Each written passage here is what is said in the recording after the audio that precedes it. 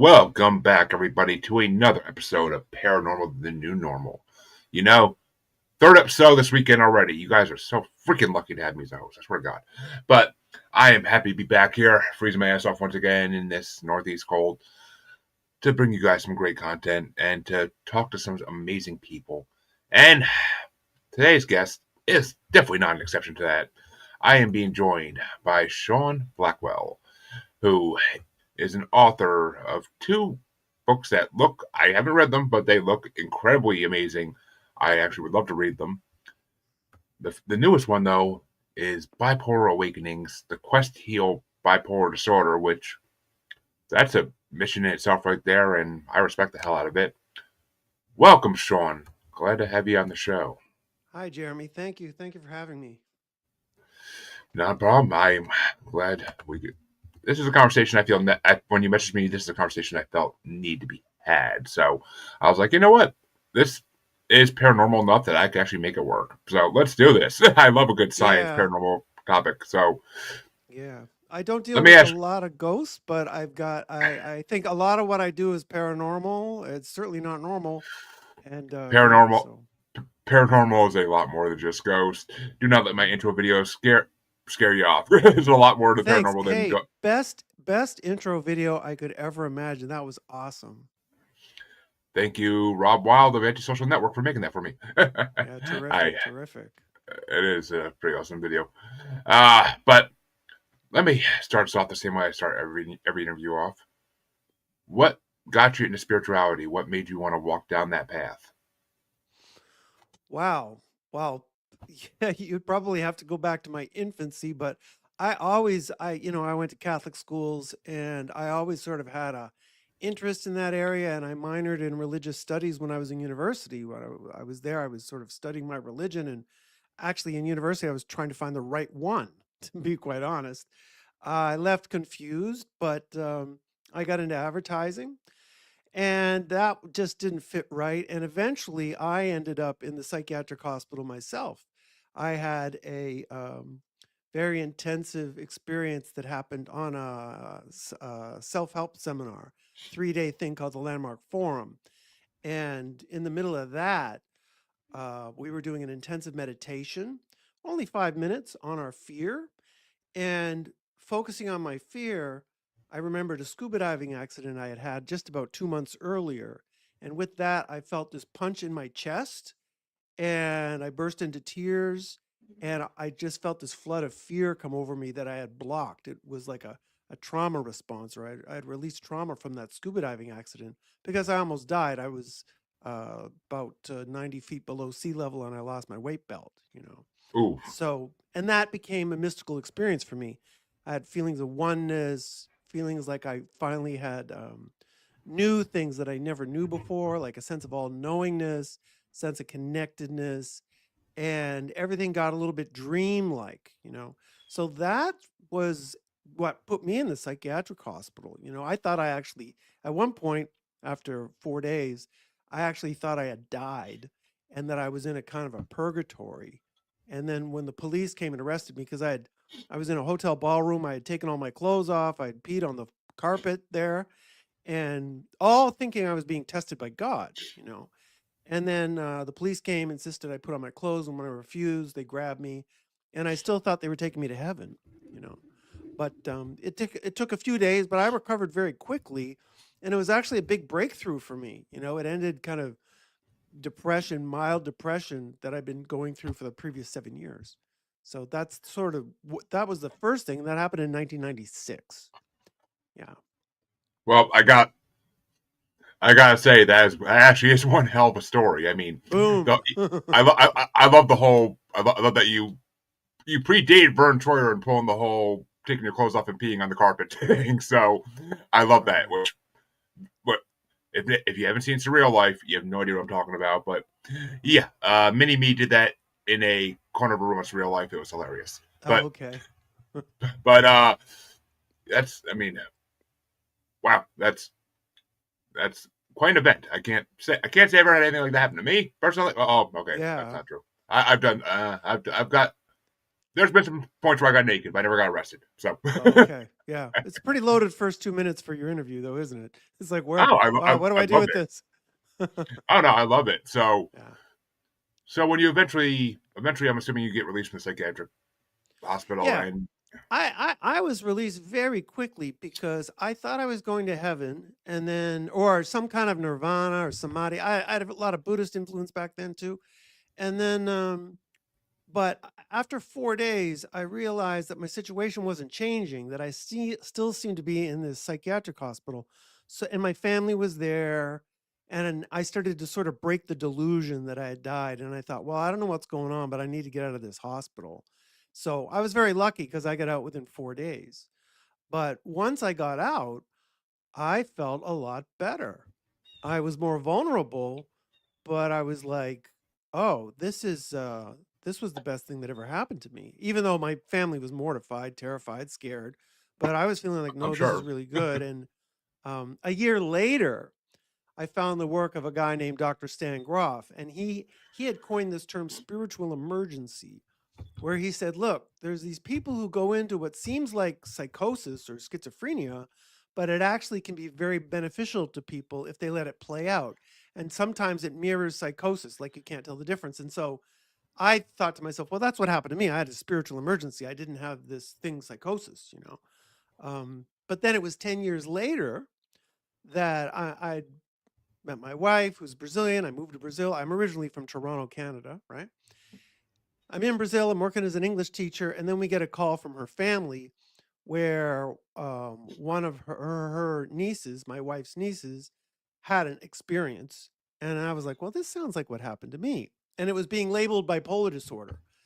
And we went up to support her in the opposite of psychiatry, and we did pretty well. She recovered quite quickly, but they still medicated her. They said it was probably bipolar. And then that put me on a mission. It was like, well, what's the difference between bipolar and what happened to me? Because most people with bipolar, they get medicated for life, you know? Yeah, I mean, yeah, it's. I've talked about it on the show before, but yeah, the mental health, behavioral health, what do you call it? Field in this country, well, in the United States, and I'm sure Canada, is their diagnosis for everything is, oh, just feed them pills until they stop doing what they're doing. If that one doesn't work, find another one. Oh, that one Yeah. doesn't work either. Okay, give them a stronger one. Like Yeah. they don't see yet. Well, they're starting to, and people are reaching out independently. But the major doctor side of it, the major clinical side of it, doesn't see that the spiritual world can people in the spiritual world who have abilities can help with these things, and they usually can find a solution faster than any pill will, and it won't damage your system and completely destroy you like pills will. So I agree. I mean, that's their solve for this is always just feed them pills. Yeah. I see it as just a huge conflict in paradigms to a certain degree. If you're like a scientific materialist kind of person, the pills have to be the answer. It has to be genetic. But if you look at the actual symptoms of what people go through. Like, for example, when people go into psychosis, and I'm just using the medical terms so people understand what I'm talking about. Okay, Yeah, of I don't course. think of it as the same thing as a psychiatrist, but there's basically 13 spiritual delusions. And when I give people a questionnaire and say, okay, what did you experience? Everybody who goes into psychosis, who reaches out to me, will feel like they're dead, dying, or being reborn. They're on a special mission from God. They thought they were Jesus or Buddha or some kind of Messiah. Maybe they're giving birth to Jesus. They're in a battle between good and evil. These kinds of things, you know. So it's inherently, the psychosis has inherent spiritual content, or it flips to paranoia. The police are after me, cameras are everywhere, the demons are following me, these kind of things, you know. Which I mean, it's funny because both those do fall in the paranormal like spiritual realm because it's yeah. Sure. If you because I think what it really comes down to is what what hormones, what chemicals in your brains are affected when you have the psychosis. It's if you're better chemicals are activated, then yeah, you're going to heaven, or that you're going to meet God, or that you're Jesus. I mean, we've all seen that glorified out in movies and made to look way worse than it is. But on the other side, yeah, that's when you get the people who get paranoid and violent and are basically become conspiracy theorists to the fullest degree, with the lunar hat included. So Mm. it's it's scary. It's a scary thing when that happens to people, and I mean, it's really just an imbalance of chemicals. That's all it really comes down to. But why are they imbalanced? That's the question, Well, and well, that but you got to, yeah. Well, why are they imbalanced? And the first thing is that term, chemical imbalance theory. Okay, so if you look at it from that paradigm, the first question you need to ask yourself is, okay, where's the medical exam? Because this is supposed to be an imbalance of dopamine or serotonin, generally, right?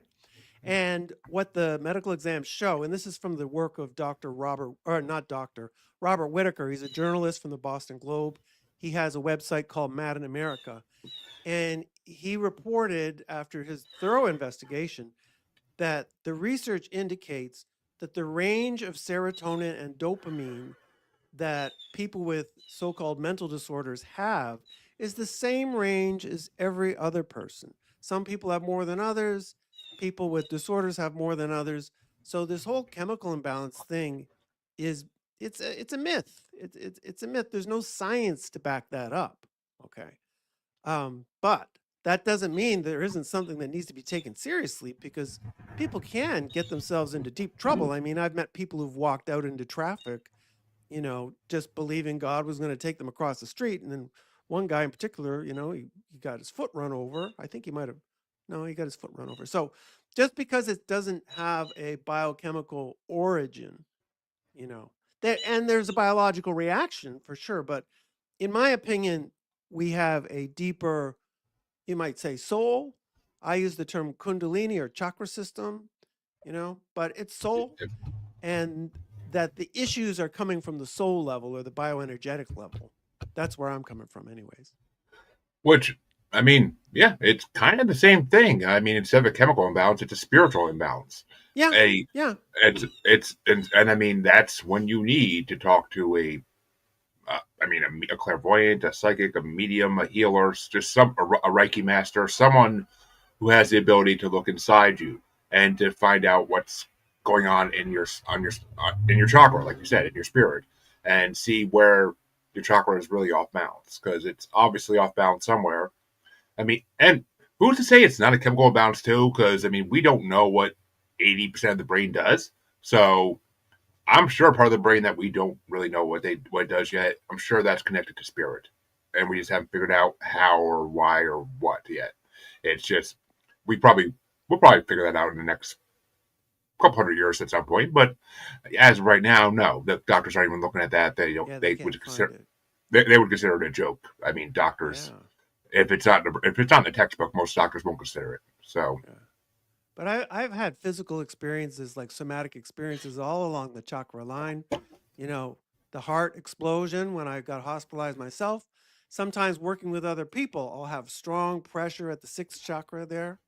Other times it's sexual, it's second chakra, So, and I'm not, for your audience, I'm not Hindu. I've got education in Eastern spirituality, but I just see that sort of bioenergetic system, something like a chakra system, seems to be what's going on, because this is what people report when they go into non-ordinary states.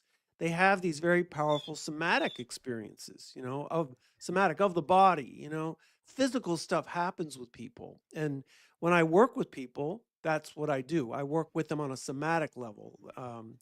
Instead of trying to get them to talk about their problems, we just get down on the yoga mat after some good orientation and training.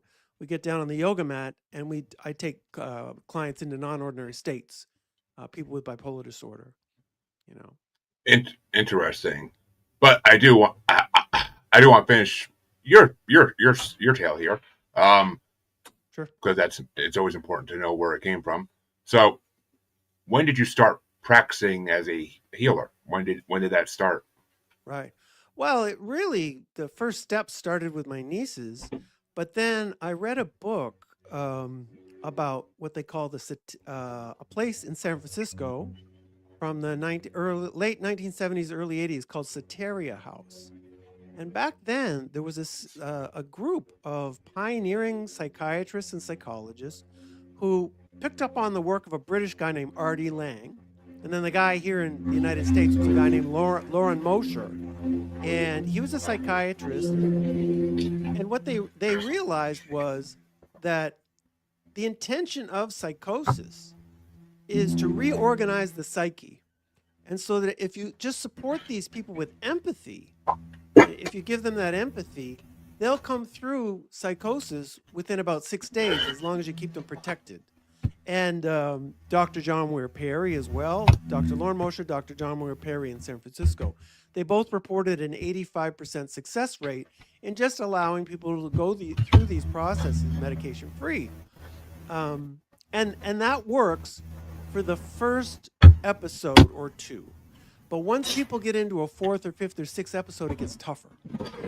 So I started looking at it. I was thinking, well, I'm not able to work with people in their first episodes because they go straight to the psychiatric hospital. So what can I do with this work to help people who are further along into their fifth or sixth episode? I've had bipolar disorder for 5 or 6 years, Yeah. And then looking at my background, I had studied a little bit of what they call holotropic breath work with Dr. Stan Groff, Czech psychiatrist Dr. Stan Groff. Sorry, I'm dropping a lot of names on you, but these are big names. Lauren good. Mosher from Soteria House, Dr. John Weir Perry from Diabasis, and then Czech psychiatrist and founder of transpersonal psychology, Stan Groff. Okay. And Stan had a technique called holotropic breath work that I'd studied with him. I'd gone and done some work with him where you instead of psychedelic therapy, you breathe yourself into non-ordinary states, and then physically, and then what he believed was happening was a healing an inner healer would come through and bring up unconscious material for you to work through somatically, like of the body. Okay. So I went to one of his workshops and did that in 97. And then I thought maybe that might be a technique to use with people with bipolar.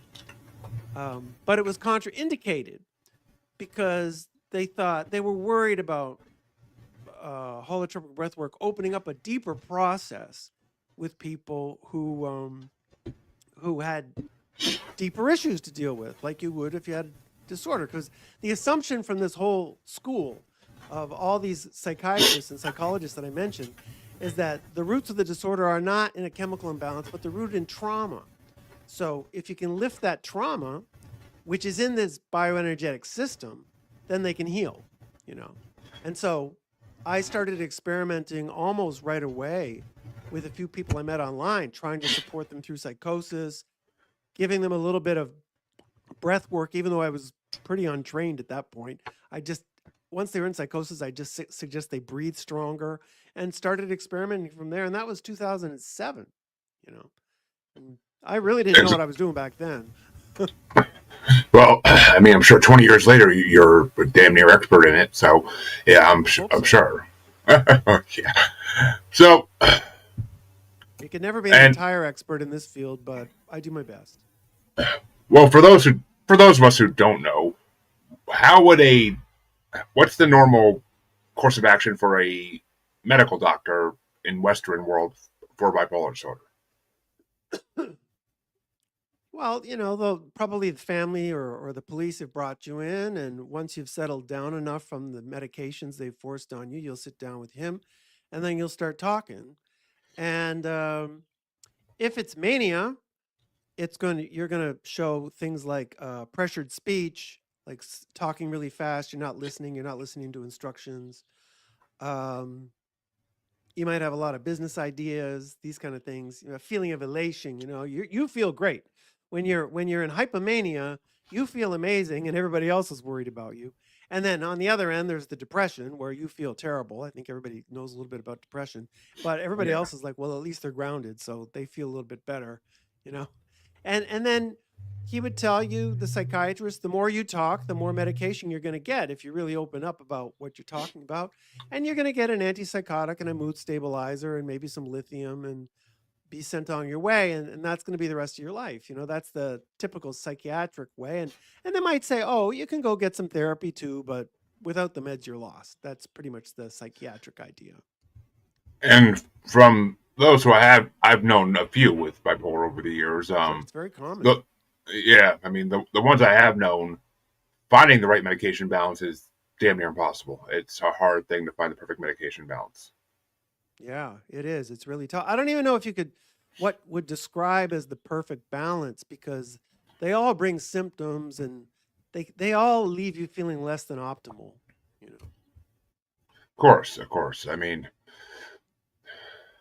so and of course, I mean, what they're saying by doing this type of process is that they believe bipolar to be incurable, which obviously you believe that's not true, right?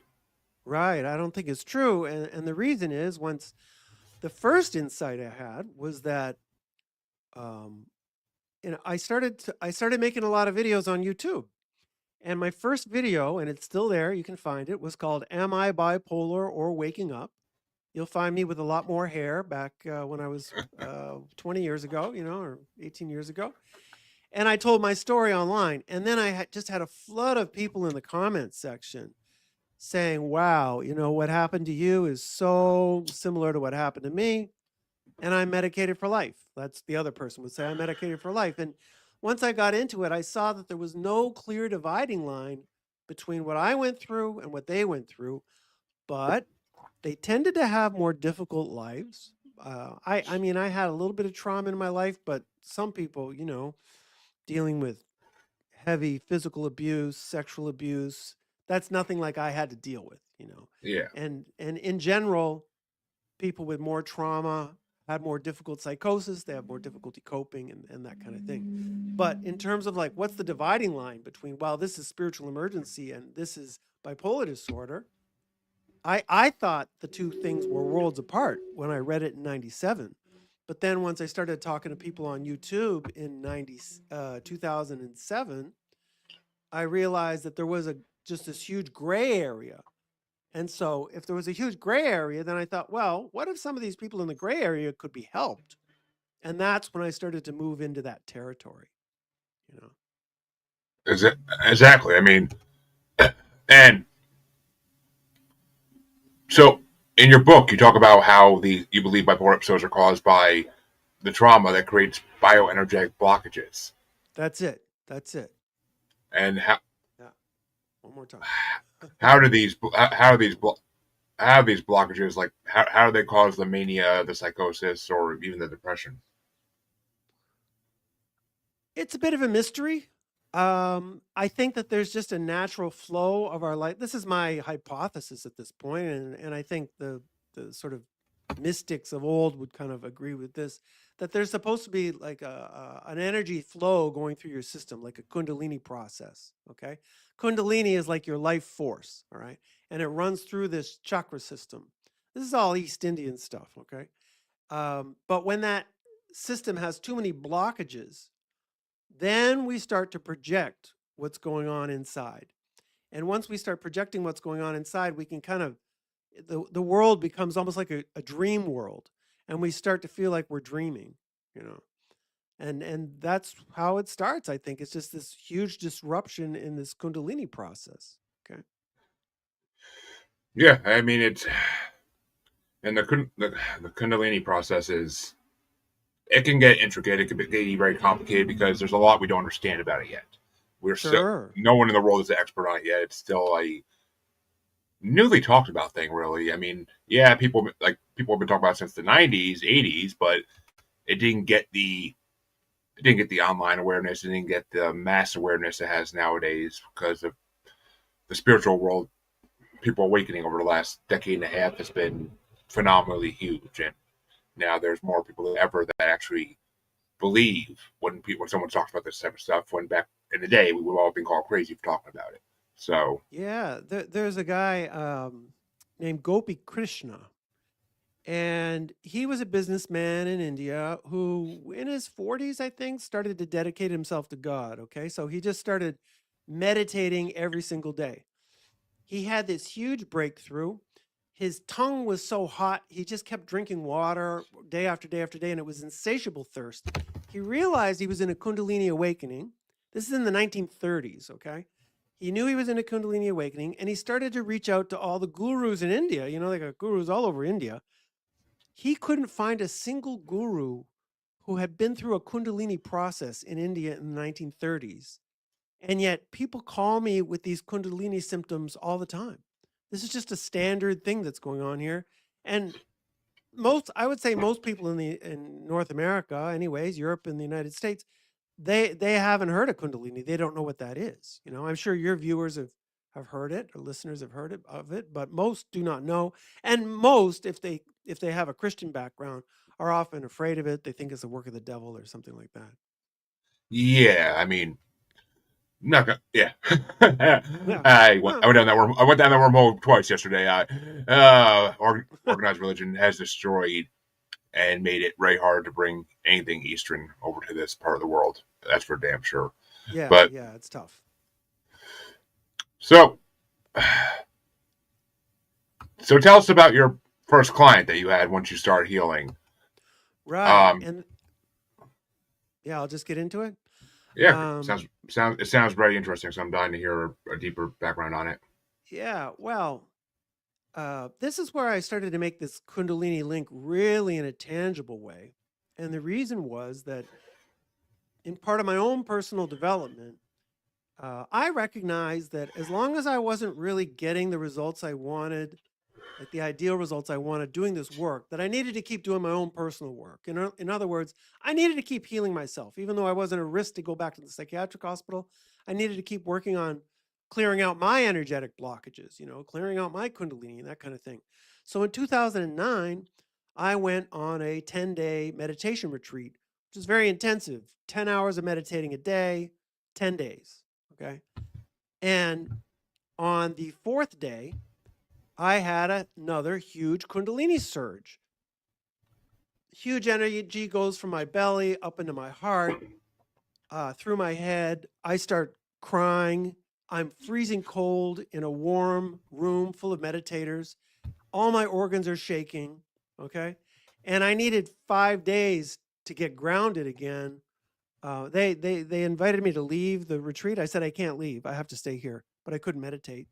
It's very powerful, you know. And that was what you would call a Kundalini awakening. In a sense, it was stronger than what put me in the psychiatric hospital. But because I knew what was going on, it was easier for me because I knew I was in a Kundalini process, so I didn't get delusional. Right now, that experience left me with a pain in my coccyx, in the tailbone. Okay, I would tell my wife I felt like I'd grown a 2-inch tail. I needed a cushion in my car when I was driving my car, okay, because of the pain I was dealing with down there. Um, then I get into 2013 and I decided that there was one woman in Romania that would pay me for what I do. And that's when I needed to start my business. I had seen a video on YouTube that said, all you need to start a business is one person to pay you for what you do. And I had these grandiose plans. And I thought, you know what? I'm just going to start with the one person I know will pay me for what I do. And it was Livia in Romania. And as we start talking about her process, just preparing, because she had translated my YouTube videos into Romanian, I'd known her for a while. But then she starts telling me about this coccyx pain she's got. She couldn't lay on her back in a bed. She had to sleep on her side. She couldn't sit in a chair for more than 10 minutes. Okay. So I thought, well, maybe it's related. Maybe my Kundalini process with the coccyx is related to hers, you know, and this hypothesis I've got is really got some validation here. So I fly from Brazil to Romania. I hadn't been to Europe since I was 18. Now I'm like 46 and I'm going to Romania of all places, near Transylvania. And I meet her and she had a pretty heavy history. She'd been in the psychiatric hospital like 10 years in a row. 10 like and 6 consecutive years of hospitalizations that could last over a month. but she was a warrior, and she loved my work. So I went out there. I had done some breathwork training. I had like towards certification by that point. And so we started doing the breathwork with her. And I should explain a little bit about what the holotropic breathwork principles are, because Yeah. what I'm doing isn't exactly like holotropic breathwork, but it's sort of similar. What we do is we lay the client down on a yoga mat. We'll play music that's very evocative in the beginning, strong drumming in the beginning, then it gets more emotional and then relaxing. I'll give the client a relaxation exercise, and then I encourage them to breathe in a way that is aggressive but not overwhelming, but at their own pace. So there's no specific breathing technique. All right. So for me, I would breathe like in breath work, I would breathe like that. Other people breathe through the nose. My nose is burnt. I can see that, by the way. I was in the sun yesterday. Um, and so, anyways, I get Livia doing the breath work. She was going into non-ordinary states, but and then once you're there with the music, you're supposed to express yourself like physically. If you feel, for example, like you're becoming a bear inside, like you have a bear come up, like a bear archetype, you might say, then you should act like a bear, like, "Roar," this kind of thing. If you feel like you want a hug from your mother, you could turn to the facilitator and ask for a hug, and the facilitator can hug you in a protective way that's not invasive. We put pillows around sex organs and things like that. I'm giving you the crash course in holotropic breathwork here. I appreciate it. Yeah. But she would have pretty quiet sessions. She wouldn't move too much. And that's very common for people who, ironically, when you've got bipolar disorder, you've had trouble expressing yourself your entire life.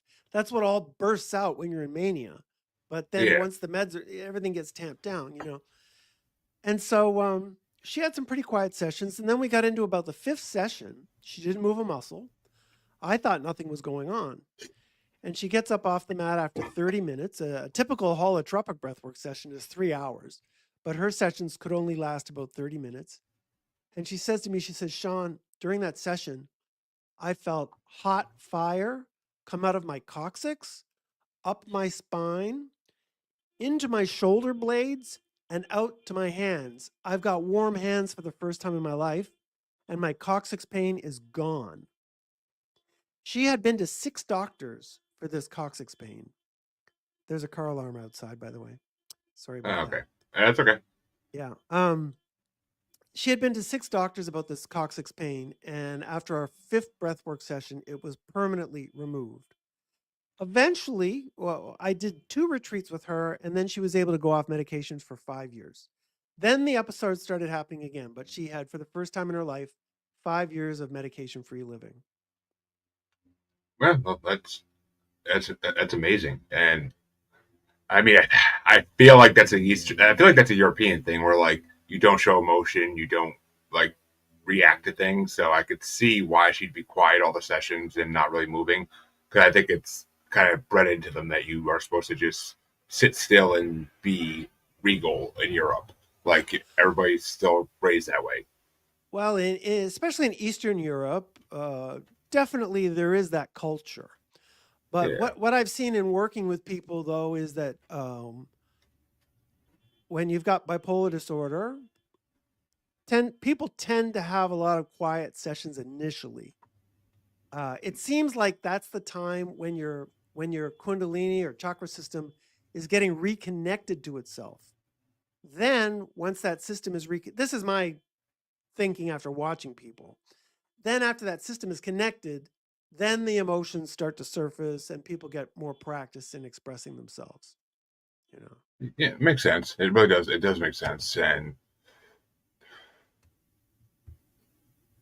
so when someone's having a really severe crisis, is the breath work safe for them, or is that going to put them in any kind of actual medical danger if they try to do the breath work while they're basically flipping out? Actually, when they're in that space, like the whole point of the breath work is to get you into a non-ordinary state, okay? In a protected way. So but it's not the same as psychosis, because with psychosis, you're 100% there. You're in that other dimension. With breath work, you're in 2 worlds at the same time. You're here and you're there. So you'll see people on the breathwork mat and they'll be like, I need to go to the bathroom. Oh, okay. And then they go to the bathroom and then they come back. Okay, thanks. And then they lay back down again and, this kind of thing. So it's you're really in the two worlds at once. You're here and you're in that dream or spiritual dimension, quantum dimension. That's a popular word these days. Um, so when someone's in psychosis, they don't need breath work. They're already over there. Then if it's a first or second episode, you can just support them in an empathetic way. And that relationship you can have really helps if you can stay warm. But most people want to take control. They want to sort of grab hold of the situation, and that doesn't help. That doesn't help the situation. Um, yeah, I can imagine. I mean, yeah, I can imagine. And so, I mean, so basically, what I'm gathering from all this is that when we start acting like this, or especially when we have psychosis moments like this, it's right. because there's something off with our spirit, our chakras, our soul, Yeah, and yeah, it's our body trying to tell us that, but a lot of people don't know yeah, to listen to it. right. And trying to work towards healing. Trying to work towards healing. Of course, I mean, Yeah. I was we all like, want to be. Well, sorry, go ahead. go ahead. I was gonna say I was, I was you go ahead. I Sorry. was I was just gonna say we all need to be healed of our afflictions, whether they be on the physical, emotional, spiritual plane, mental plane, wherever they be laying. We all need to work on our pain because everybody has pain of some kind, whether they show it or not. I completely agree, and I see people with disorders as basically normal, regular people who maybe they're a little bit more empathetic or like emotionally sensitive. Maybe they're a little bit more artistic, but they've definitely absorbed more pain than they can deal with, and that's what brings Hmm. about the disorder. Just to get back to this one idea of working towards healing, I did work with one guy in psychosis some years ago. One of the first people I worked with, and we had a shaman friend, and we could take him out to her property. Right away, he wanted to take his clothes off.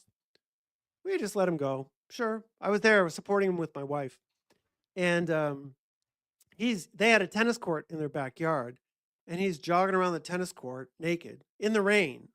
Okay. And then he goes over to these leaves and he starts eating leaves off the plants like in the backyard. And I just came out and I said, "David, what are you doing?" And he says, "Oh, I'm purifying myself. When dogs want to purify their stomachs, they eat leaves." I said, "Are Hmm. you sure those leaves aren't poisonous?" He says, "I don't think so." I said, "Okay." And I just let him sit there and eat leaves. And Yeah. when he was If it finished ain't, eating, yeah, naked in the rain, you know. I was gonna say, was he playing La Vida Loca at the same time? Because I mean, she'll make you want to take your clothes off and dance in the rain. Well, when you give people permission to really let go and give them a safe space, they will take it further. They will take it further, and it's almost like your soul just goes, "Finally, I can go wild." Like this is great. You know, And uh, yeah, and which it's a release that everybody needs. Most of us, most of us only need to a certain point where we can do it on our own in our home, a place we feel safe. Uh, Others, they don't have the release. Either they don't have a home type situation where they feel actually freedom, or they don't feel like that they're able to be themselves in their home situation, or they just can't release for some reason, and that's the blockage we're talking about is when you can't release it for some reason. right. And when I work with people, the first thing we got to establish is, do we have a safe space to do the work? And it's tricky because the safe space, it needs to be a place where you can make a lot of noise, but you're not going to bother your neighbors. And the neighbors are not going to bother you. So you need to have total silence and you need to be able to make a lot of noise. So it basically brings it down to basements and country houses, and that's about it. Those are the only places I've worked. Well, there's a reason a lot of these healing establishment businesses are usually in remote locations because the you want the privacy. You want to be a place where you could be out and do what you got to do, no matter what it is, in nature, away from everybody else. Because honestly, this world is so freaking overpopulated that it's hard to escape other people. It really is. I mean, Sure, hell, sure. I, And I, I we've can't I can't be home without being around four other people at all times. So I mean, yeah, it is what it yeah. is. I've taken a few international clients from Europe and the U.S. to basically a resort, a farmhouse out here in Brazil. That the house sleeps 20. It's a huge property. It's surrounded by mountains. When people are there, they just love it, man. And we could do it for $250 a night, which you couldn't do that in the United States. It would be probably $5,000 a night for a place like this. Oh yeah, if Um, you find a place like that in Airbnb in the middle of the country, it's going to be up there, yeah, especially here because they're going to make it all fancied out with all the big screen TVs and the hot tubs and everything else you want for a. I mean, up here it'd be a vacation thing. Nobody would sure, just sure, sell it as a resort space unless that's what that right, as a healing space yeah. unless that's what that was intended for. But I mean, Yeah, so so getting in nature is terrific. But also, I did a retreat in Brooklyn, New York, just a couple of years ago. oh really? Yeah, yeah, yeah. Yeah, Basement. that's a. I mean, I guess that's possible. I mean, it's possible. Basements can be good places, but I mean, just Brooklyn. My God, I've been to Brooklyn. It's a very condensed place. There's people on Oh top, yeah, people on top, of people everywhere. yeah. Diker Heights. I was in Diker Heights, Brooklyn, New York, working in the basement. Oh, the work went fine. Work went well.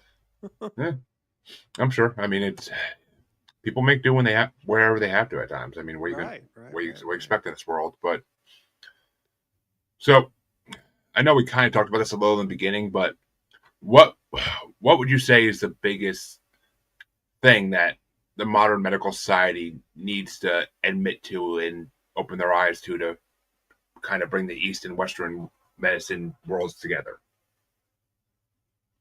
Well, I think their big facade is that they've got all the answers.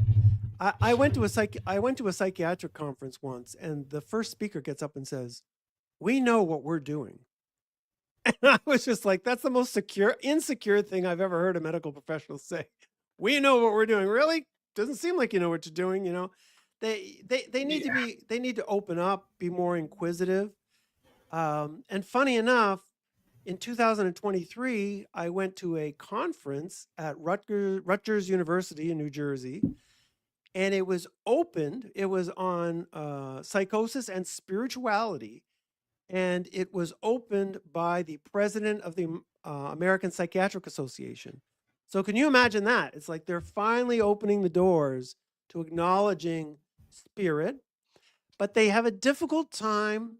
You see, one of the issues for science is that religion has a lot of myth.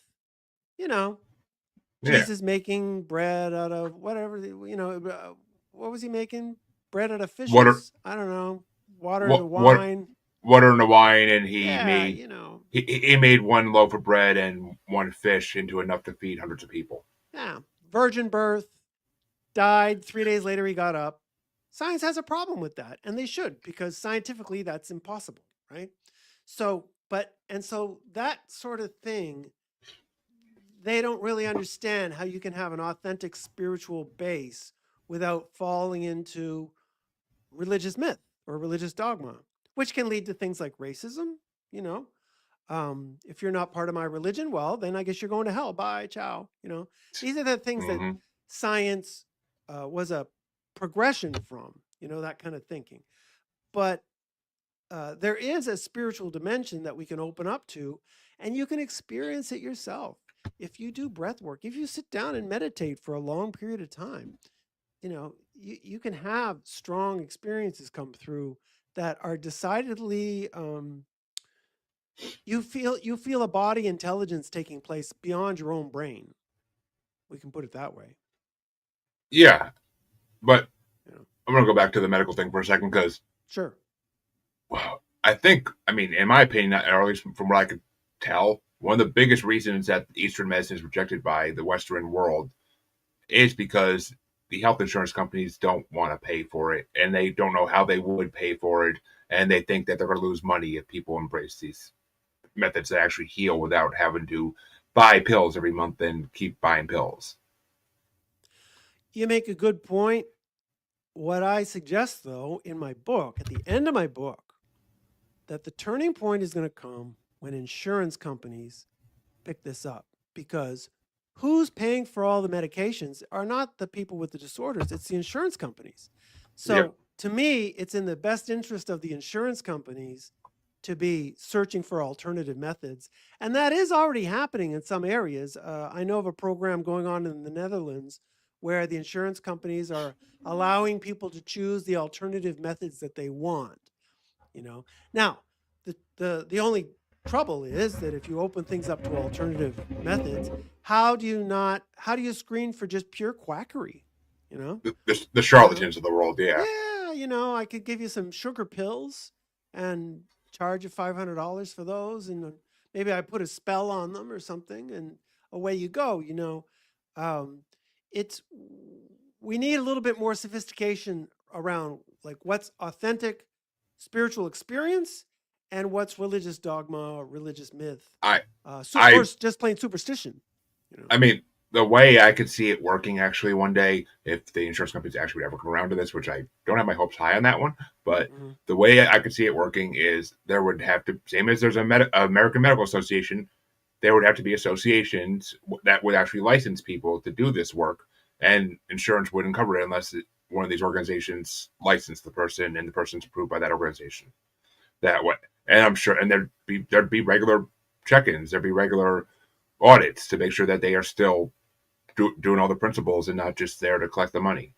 I mean, Well, there's enough doctors that do that already. Like there's enough real doctors that just are there to yeah. collect the money and they don't give a shit about their patients.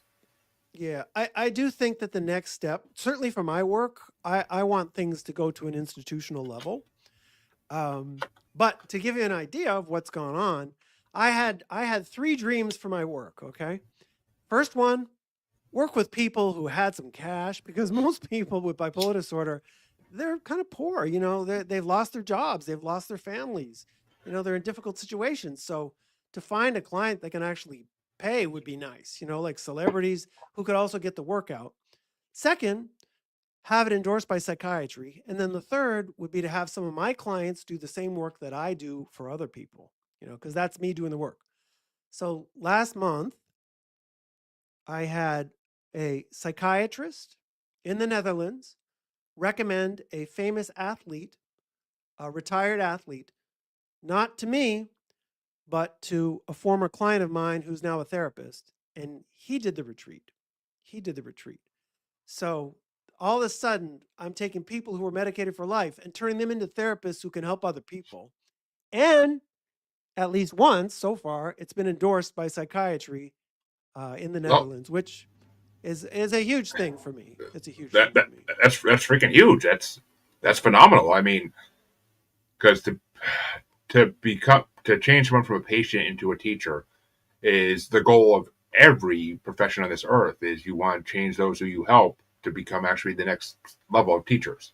And Yeah, doctors do this. I mean, doctors do the same thing. They want to have those that heal eventually be like, I want to be what this man is because he helped me, and I think I could help other people by moving his path forward.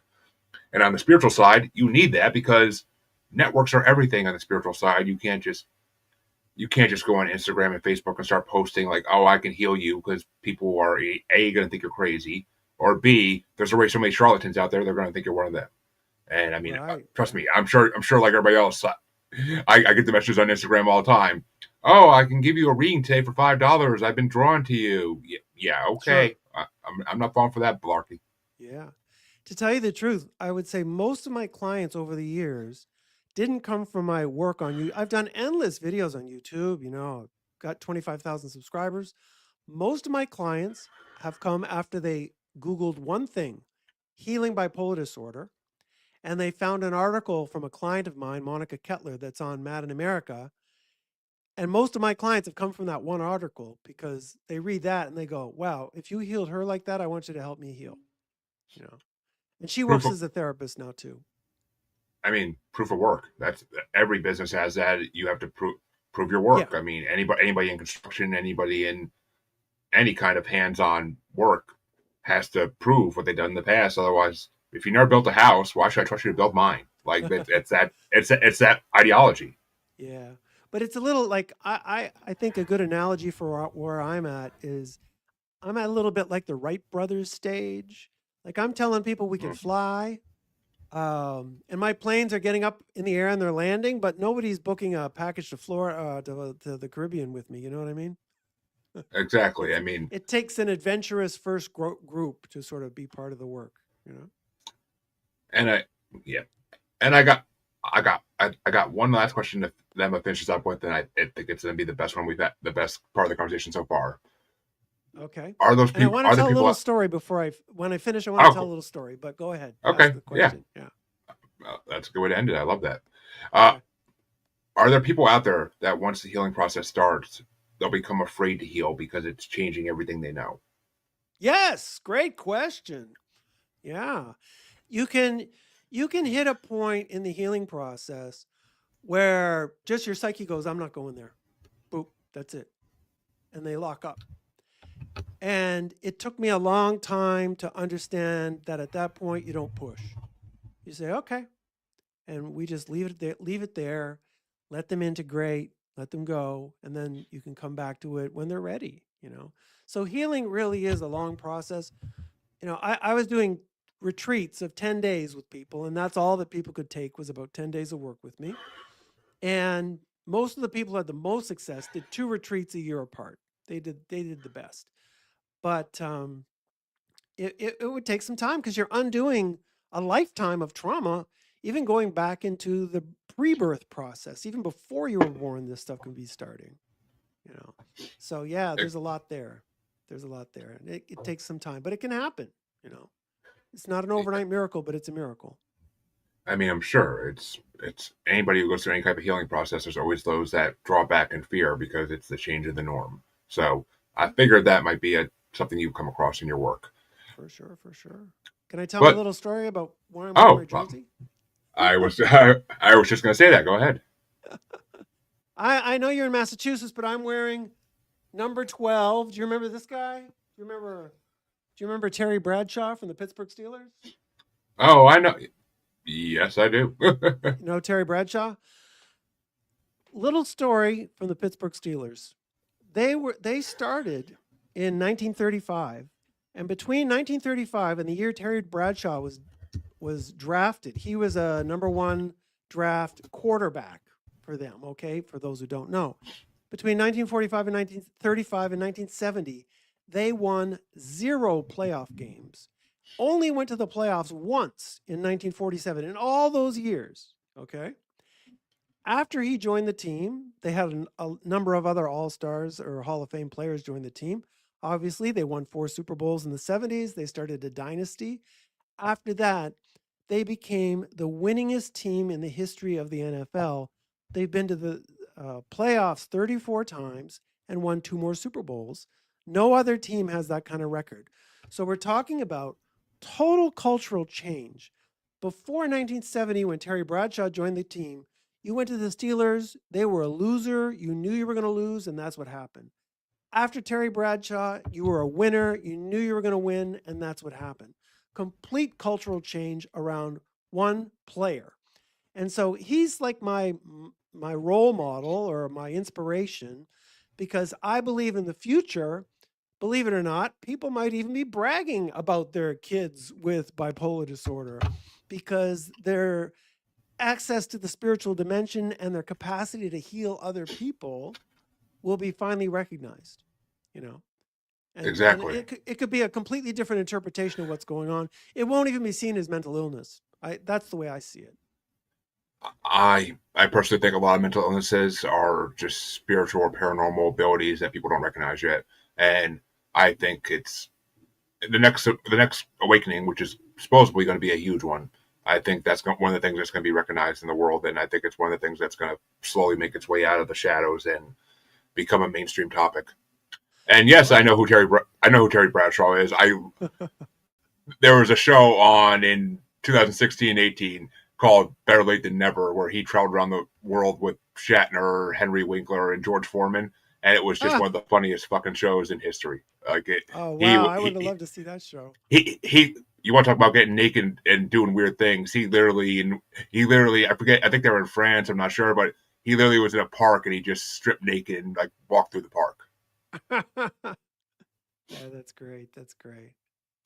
Yeah. But but anything you want to say before we wrap up? Any message you want to give the world? Sure. If you've got bipolar disorder out there and you're curious, please, um, if you're still reading out there, Bipolar Awakenings is my book. It's on Amazon. You can get it as a free PDF on my website, right? Along with my other book, Am I Bipolar or Waking Up? That's also a free PDF. The website is bipolarawakenings.com. And I've also got a training program there, and I'm starting to do some work online with people. That's very powerful. I'm doing distance healing work, which is even more woo woo. We haven't talked about that yet. Um, Very woo woo. I'm doing that this afternoon. And I'm training people in how to do breath work at home. But you need to have a supporter with you to protect you and give you empathy and these kind of things. So I'm training people to do the kind of retreat experience that I was doing with people in Europe and the U.S. I'm trying to teach people to do that in their own home if they've got the right supporter. Okay. Well, there you go. And where can people find you and your books and everything else if they want to look into it? It's all bipolarawakenings.com. Oh, simple enough. And folks, Simple enough. that will of course be in the description for all you listeners, so you could click and go. And I want to thank Sean for coming on. It's been a great conversation. I've enjoyed the hell out of it, and Oh, good. I look forward to more people hearing this episode. And for his first time on a podcast, Sean freaking did a great job. So I'm happy. I'm happy to break a share, But but folks, you all know where you can find me. If you don't, goddamn shame. Check the outro. It's there. And if you're watching, you know where to find me because you're there already. But I have another interview right after this in about 5 minutes. So stick around, folks. I'll be back again. It's a Thank busy you, weekend. Jeremy. Thank you for being my first rodeo. Glad I could help, man. Glad I could be there to spread the message. And All right. Wonderful. I will see all you guys in a little bit. Have a good one.